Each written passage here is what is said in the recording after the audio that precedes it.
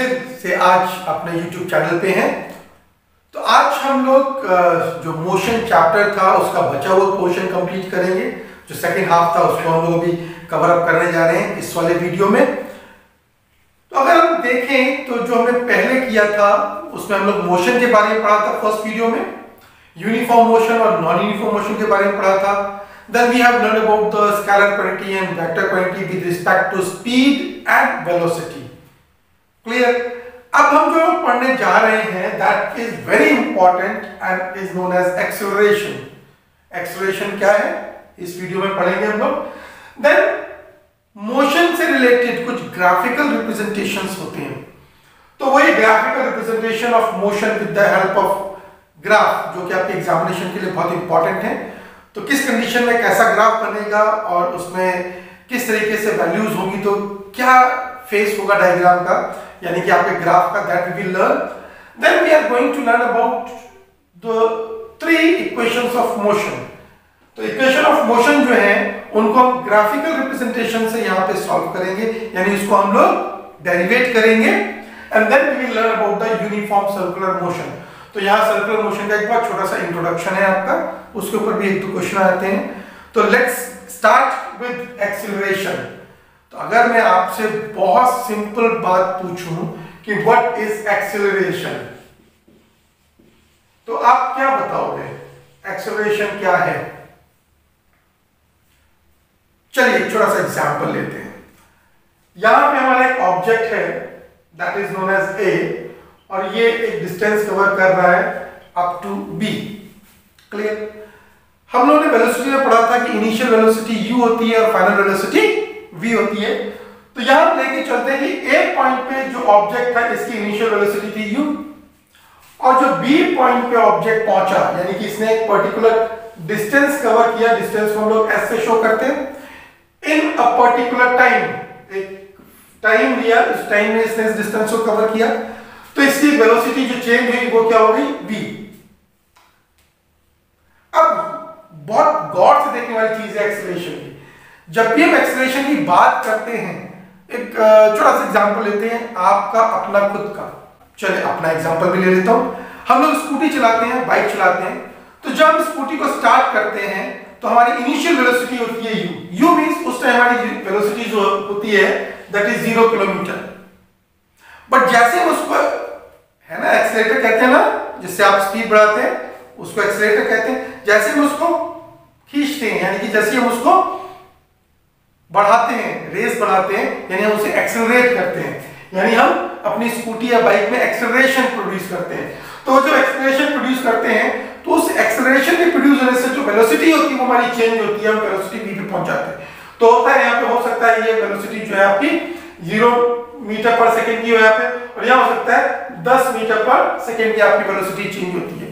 तो 0 मीटर पर सेकंड से और 10 मीटर पर सेकंड में आने के लिए उसको कुछ टाइम लगेगा, और अगर टाइम लगेगा तो वो कुछ ना कुछ डिस्टेंस कवर करेगा, यानी डिस्प्लेसमेंट होगा उसमें। क्लियर? अब यहीं से हम एक्सेलरेशन का फॉर्मूला लेते हैं। एक्सेलरेशन की एक्चुअली हम डेफिनेशन देखें तो चेंज इन वेलोसिटी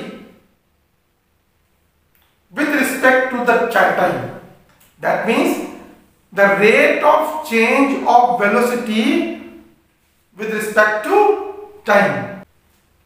आगे समझ में? और इसको हम भी कह सकते हैं change in velocity per unit time. तो यहां से यहां तक की जो वेलोसिटी चेंज हुई है पर यूनिट टाइम में, उसे हम एक्सेलरेशन कहते हैं। तो अगर नॉर्मल कंडीशन में लेंगे तो एक्सेलरेशन को हम लोग a से डिनोट करते हैं, तो हम यहाँ पे a ले लेंगे। Acceleration equal to change in velocity, हमें पता है क्या होता है, final velocity minus initial velocity, और per unit time that is divide by t। तो ये हमारे एक्सेलरेशन का फॉर्मूला आ गया। तो acceleration means change of velocity per unit time, और rate of change of velocity with respect to time is known as acceleration. Clear? तो ये फॉर्मूला बहुत इंपॉर्टेंट है, इससे रिलेटेड बहुत सारे क्वेश्चंस होते हैं जो आपके एग्जामिनेशन में आते हैं। पर एक बहुत सिंपल सी बात है, अगर हम यहां बोलते हैं 0 मीटर से 10 मीटर पर सेकंड में, ये 2 सेकंड में गया व्हीकल, या हम इसको जब जब लेके चल रहे हैं तो 0 से 10 मीटर में ये 2 सेकंड में इसने ट्रेवल किया, यानी कि जो चेंज हुई वेलोसिटी में, उस वेलोसिटी को चेंज करने में कितना सेकंड लगा? 2 सेकंड लगा। तो अगर हम इस फॉर्मूले में इसकी वैल्यू रखते हैं तो क्या होगा? एक्सेलरेशन को फाइंड आउट करने के लिए फाइनल वेलोसिटी क्या थी? 10 माइनस 0 और टाइम कितना लगा? 2 सेकंड। तो ये कितना हो गया?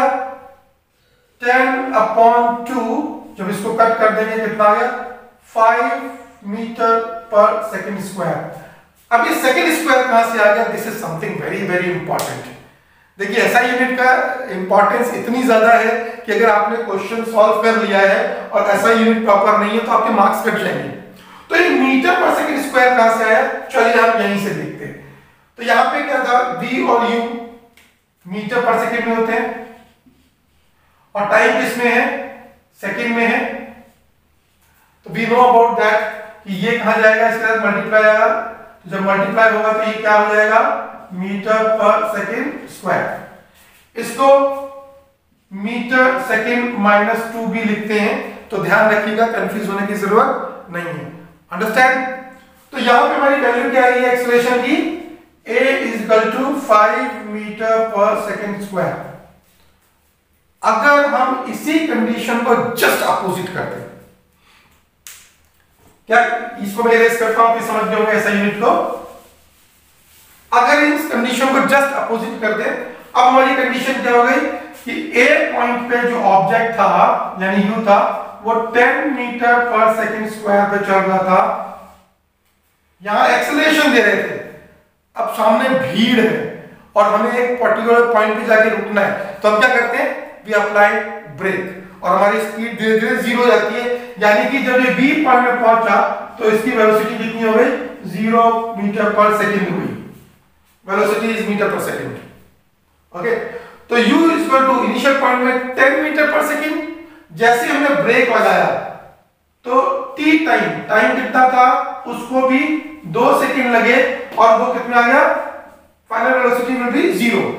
अब इसको भी अगर हम सॉल्व करेंगे तो हमारा सेम होगा, a = v - u/t। तो v की वैल्यू क्या है? 0 - 10। v 0 है और u 10 है अपॉन टाइम 2 है, तो क्या हो गया? -10/2 कट कर दिया =-5। तो एक्सेलरेशन कितना आ गया? -5 मीटर पर सेकंड स्क्वायर। एक फर्क है, यहां जो वैल्यू आ रही है ये पॉजिटिव है, क्लियर? और यहां जो वैल्यू आ रही है वो कैसी है? नेगेटिव है। तो ये नेगेटिव और पॉजिटिव वैल्यूज में क्या फर्क है? एक नया टर्म आपको मिलता है यहां से। जब हम एक्सेलरेशन करते हैं, u अगर 0 होता है and we change the velocity with respect to time और हमारी वेलोसिटी बढ़ जाती है, then the value will be positive, that means we are in acceleration. और जब हम अप्लाई करते हैं ब्रेक, जैसे सेकंड कंडीशन की बात आई, वैल्यूज हमने सेम रखी थी और हमने 10 मीटर पर सेकंड हमारी स्पीड चल रही थी, वेलोसिटी हमारी थी, और हमने ब्रेक लगाया और हम 0 मीटर पर सेकंड पे आ गए, तो हमारे पास नेगेटिव वैल्यू आई। इसे एक नया टर्म देते हैं, वो क्या टर्म होता है नेगेटिव एक्सेलरेशन के लिए? रिटार्डेशन। क्लियर? तो एक्सेलरेशन पॉजिटिव, रिटार्डेशन नेगेटिव। मैंने आपको बताया कि we are going to learn about the graphical representation. तो इस ग्राफिकल रिप्रेजेंटेशन में जब बात करेंगे, दैट मींस उस टाइम में आपको इसका ग्राफ भी बताऊंगा एक्सेलरेशन का और इसका ग्राफ बताऊंगा यानी कि रिटार्डेशन का। तो दोनों कंडीशन में ग्राफ की क्या चेंजेस होते हैं, you will come to know about that. तो this is something which is very very important. तो आपको एक्सेलरेशन क्लियर हो गया? That's good. Now we are going to just understand the graphical representation.